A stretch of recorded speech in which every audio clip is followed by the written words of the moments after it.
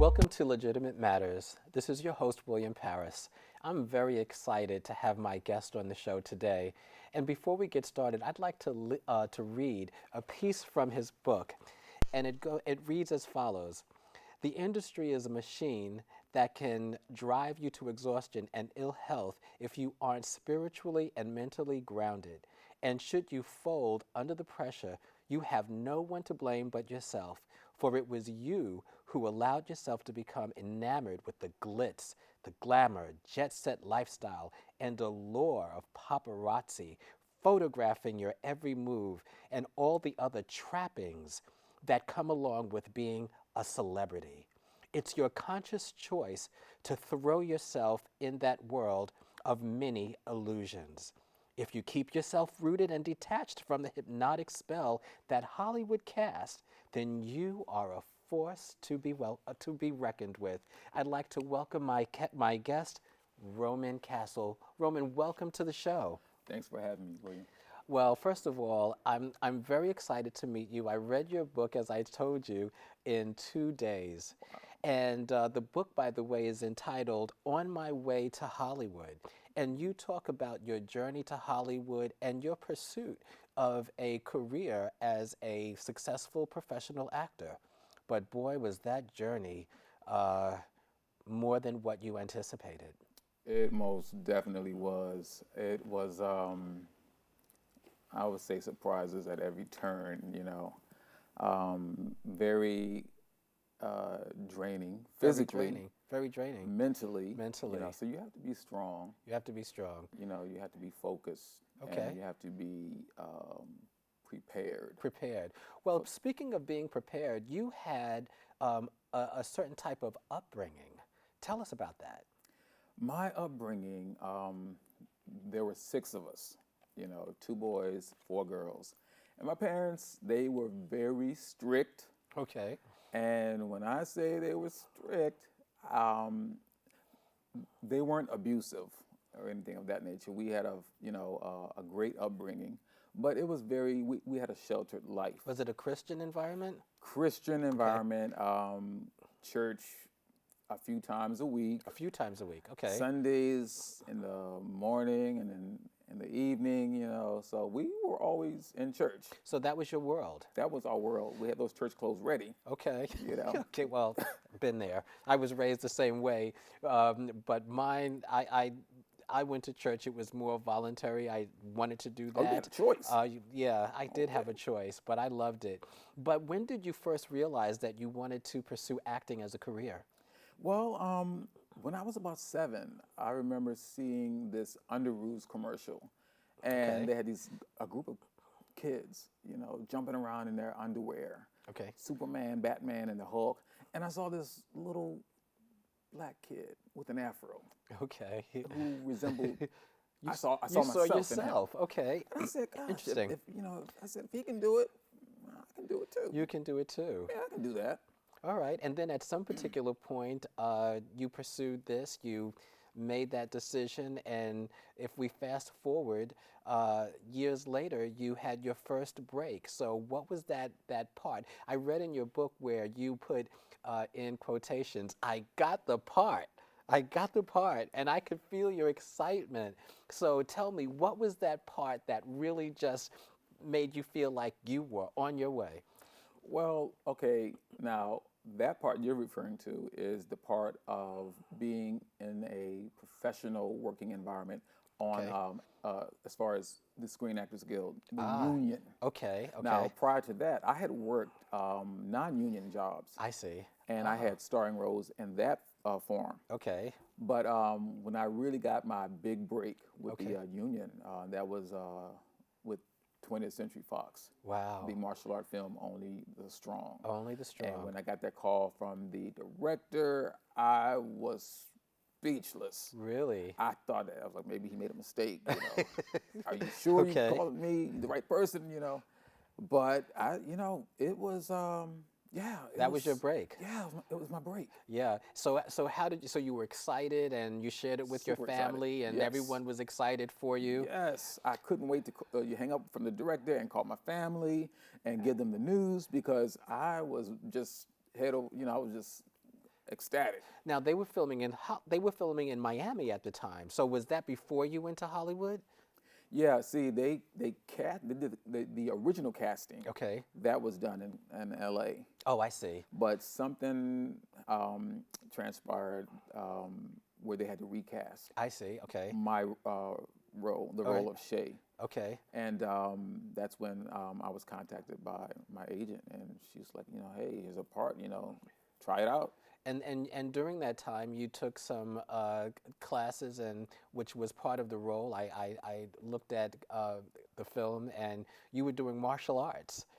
Yeah, we went through a rigorous training about a couple of weeks. Okay.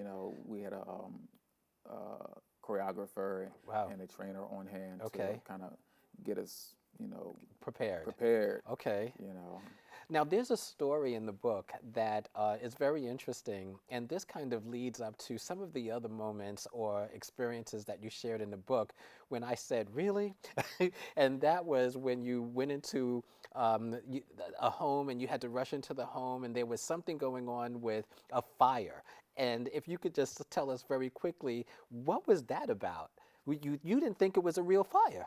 Oh, you're talking about the scene in the film where we had to run into the school. Yeah. Okay. And yeah, it was a scene where it was a fire scene, so I was really excited. Okay. I said, "Oh wow, we're gonna deal with fire. This is gonna be exciting today." Right. But I was kind of under the influence that we would be dealing with something fake. Fake. You thought it was going to be fake fire. Well, Hollywood, they use a lot of smoke Okay. machines.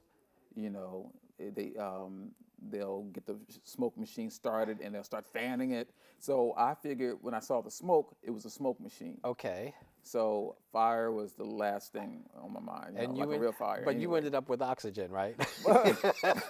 Yeah. They ended up having to give you oxygen. At the end of the day, I was on I had the oxygen mask, Okay. the ventilator, and it was a real fire. Wow, wow. Well, we're going to go to break, but when we come back, that's when later on things really took a turn. So stick with us. We're going to go to break, and when we come back, we're going to find out how this journey to Hollywood really took a different kind of turn. We'll be right back.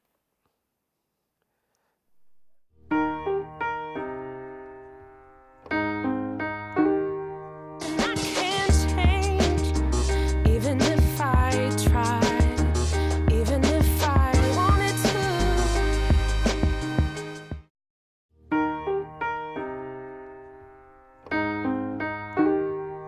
I can't change, even if I tried, even if I wanted to.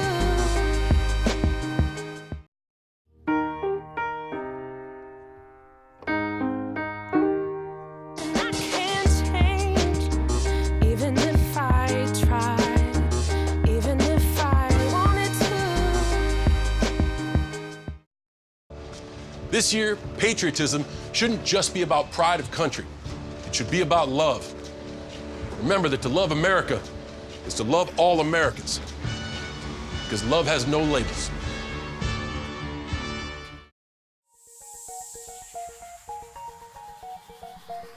Welcome back to Legitimate Matters. This is your host, William Paris. I'm here speaking with my guest, Roman Castle, who is also the actor and also author of the book, On My Way to Hollywood.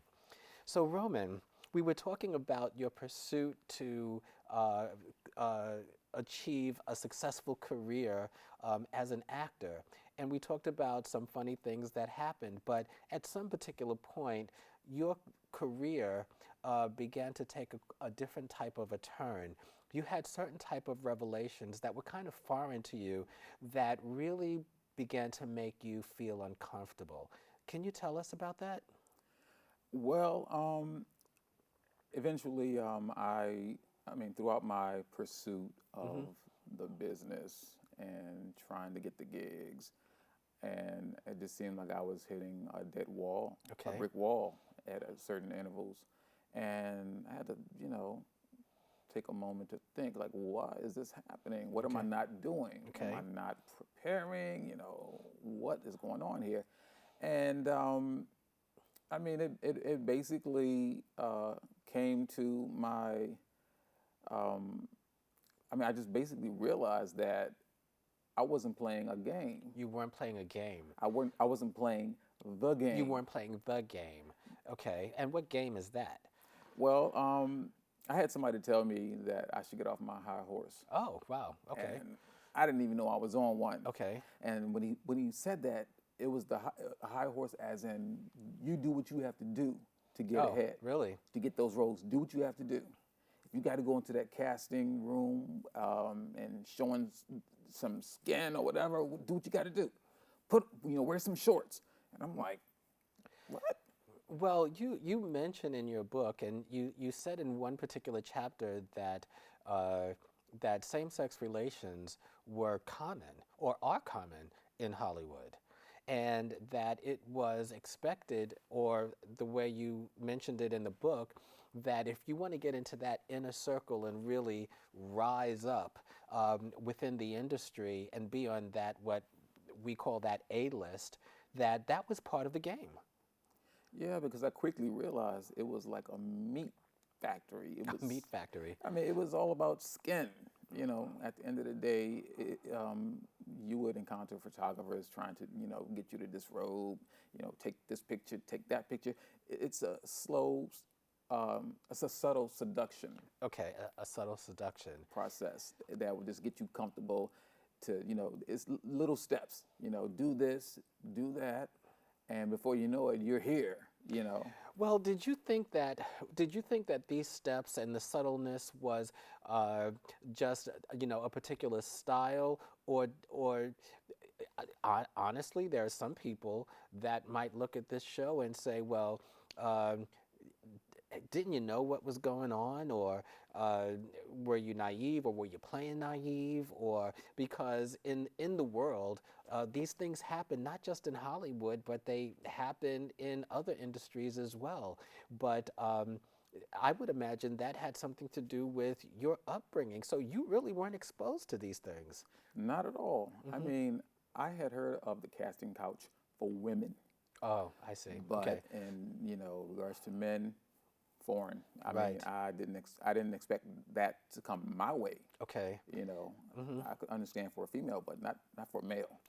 And when it started to happen, and you started to get the hints, the clues, the eyes, and all of these things that were going on, how did you tell us how that made you feel?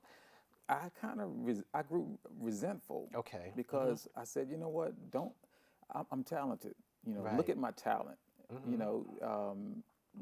Nothing else should be, focused on. Right. And it was just, I felt very offended that were they would take offended. me down that road. Wow. Because yes, I grew up in a strict environment, very sheltered. We didn't really get to go out. We stayed indoors a lot. Right. But we, like I said, there were six of us, and we, always entertained, one another. We played board games, Monopoly, checkers. We always had a good time, laughed. But we didn't get out much. So how did you then, under these circumstances, how did you really come to terms with the reality of this, and the battle of, well, this becomes what's expected in Hollywood, but I'm going to stand firm on my convictions and my morals, my values. But as you're doing that, the doors are not really opening because you're not playing the game. And I also understand from reading your book that there were some pretty big names, that A-listers that were part of that game. How do you reconcile that? How do you manage that? Well, I'm headstrong, Okay. and I just refuse to have someone, shape me and have me conform to things that I'm not comfortable with. Okay. I never want to be made uncomfortable. Okay. And when I found that happening on a regular basis, it began to be a little depressing. Did your did your upbringing, even though it may have been very restricted, did you find yourself replaying the things that you learned in church or the things that you've heard from ministers or what you've read in scripture? Did you find strength in that? Yeah. I mean, it definitely kept me from opening a lot of doors. I see. Hmm. It kept me just on the outside, looking in, and not being a participant. Okay. So it definitely kept me shielded Okay. in a lot of ways. Wow. So Well, I would have to say that, just based on what I've read and speaking to you now, it certainly is a credit, because I can honestly say that there's so many people out there that would have certainly caved and would have given in to the temptations simply because they were so determined to be a success. yeah, But the very idea that you stood on your convictions, I applaud you. We're going to go to break, but you definitely want to return. That's not the end of Roman's story. It gets a little choppy from here, so come back. We'll have more with Roman Castle when we return. Listen, I realize that I'm not perfect, but it all really started to change because you judge me for having a problem. No one is going to know that I need help. I need help. I know that no one is going to judge me for having a problem. I realize that I'm not perfect, but it all really started to change because you listen.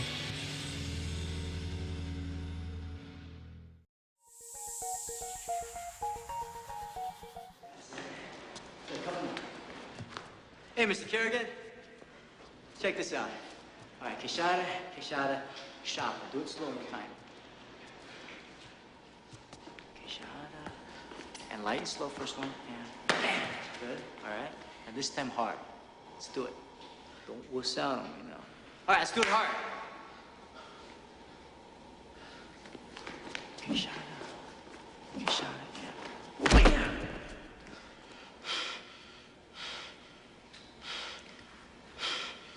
That was pretty good, man. All right, I knew you had it in you. Huh? Yeah. All right, let's do it again. Kishada.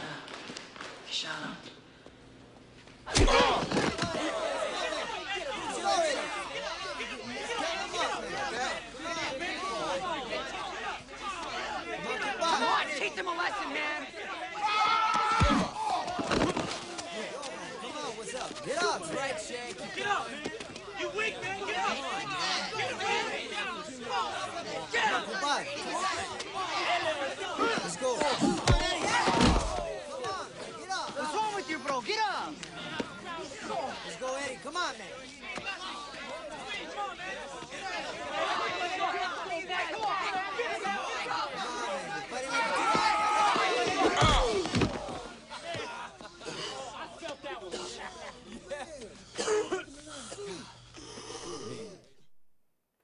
Welcome back to Legitimate Matters. Once again, this is your host, William Paris, here speaking with Roman Castle, who is an actor and also the author of the book, On My Way to Hollywood. Before we went to break, we were talking about many of the horrific type of circumstances that Roman experienced. Roman, once again, I really have to credit you with being able to stand firm on your conviction, and I'm so happy to hear that your faith was able to carry you through a very challenging circumstance or challenging circumstances. But the good news is that I understand that there is a shift taking place in Hollywood where there are more opportunities with Christians that are now producing their own shows, and they're producing quality work. So, that is something good for us to really point out. yeah.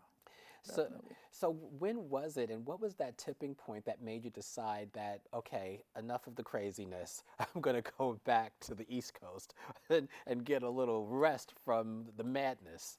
I felt like I was just getting a sign from God. You Okay, know, all right. nothing was, everything just was falling out. Okay, I'm tongue-tied. I would hit brick walls Okay, constantly. okay, Gigs would just fall through, all right. and I just, and then I guess what really got me to the point of it's time to go. I had my car repossessed. Okay. You know. And you were homeless for a minute. Yeah. You were That homeless for a minute, yeah.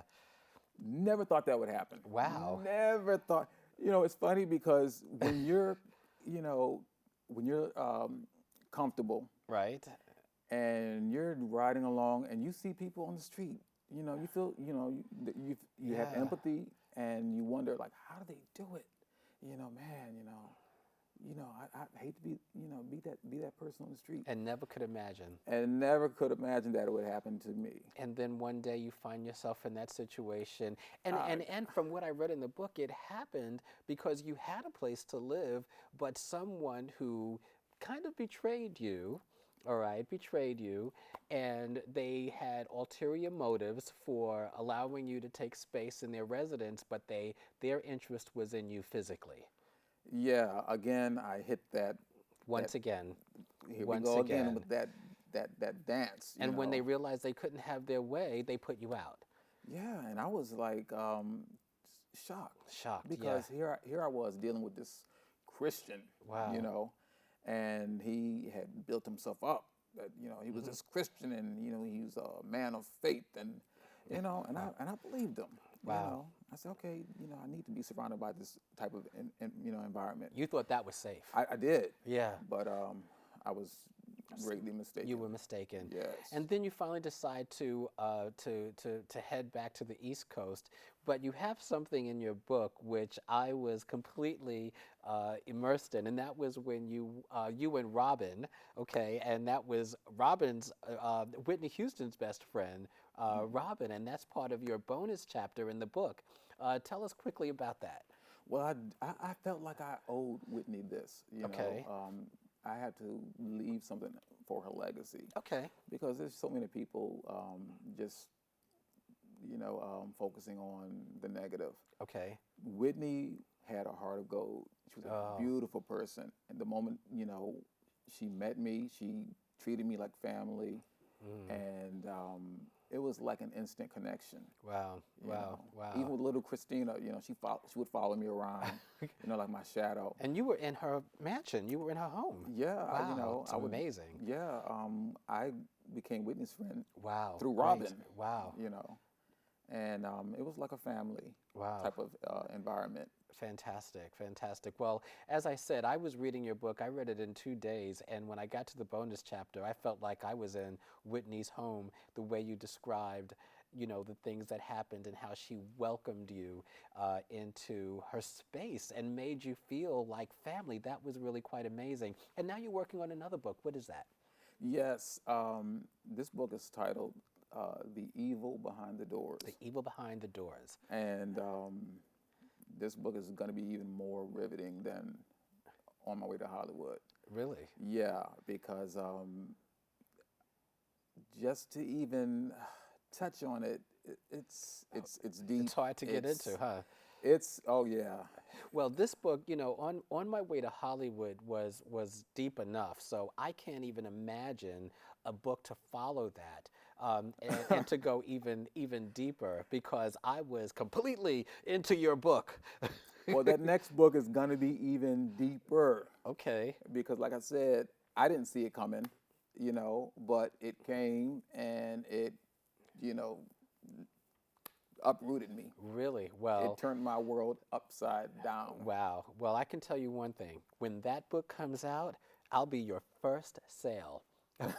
Right? Because I am anticipating the release of your next book because I enjoyed your first book that much. Thank you.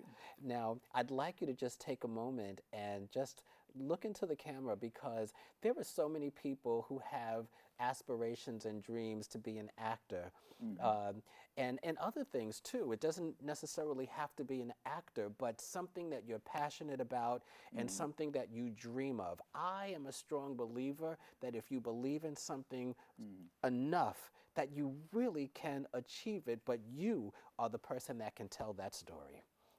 Yeah, most definitely. Whatever your passion is, wherever your heart is, pursue it, but stay morally grounded. Know exactly where you're willing to go.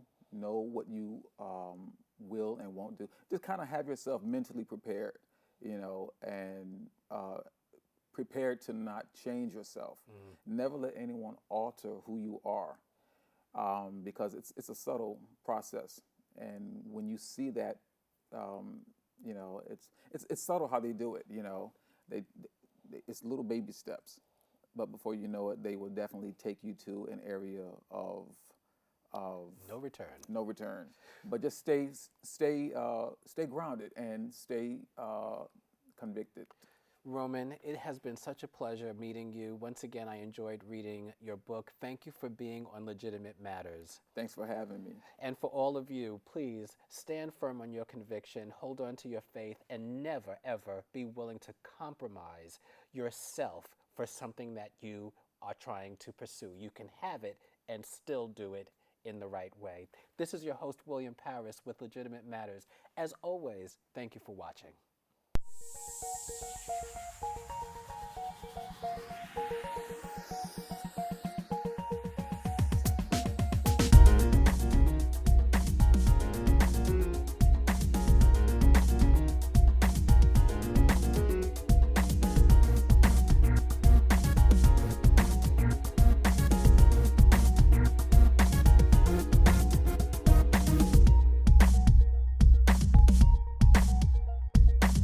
Hi, I'm William Paris. I am so excited about my new talk show, Legitimate Matters. My topics are inspiring, informative, and sometimes controversial. For show topics, upcoming guests, and hot topics, follow me on facebook.com/Legitimate Matters or on my YouTube channel, Legitimate Matters. Now, this show is for you because you're legitimate and you matter. Legitimate Matters.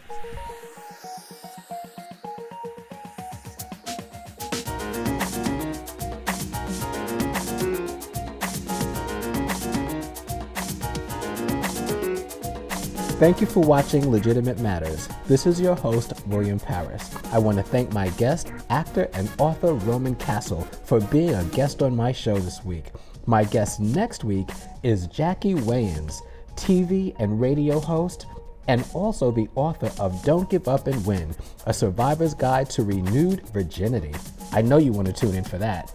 And for more information on Legitimate Matters and upcoming shows, you've got to follow me on facebook.com/Legitimate Matters or on my YouTube channel, Legitimate Matters. And if you have questions and comments, shoot me that email at wparis@legitimatematters.com.